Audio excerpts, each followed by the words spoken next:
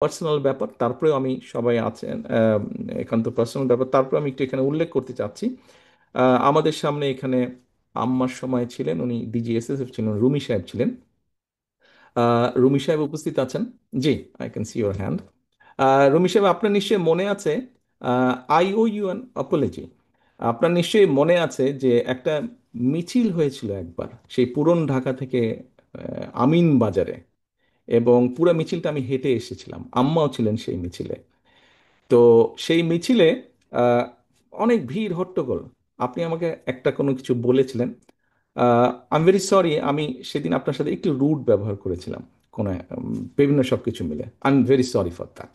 আমি অনেক দিন চেষ্টা করেছি আপনাকে রিচ করার জন্য, একটু express my apology, to express my apology. আমি সুযোগ পাইনি, আজকে সুযোগ পেয়েছি।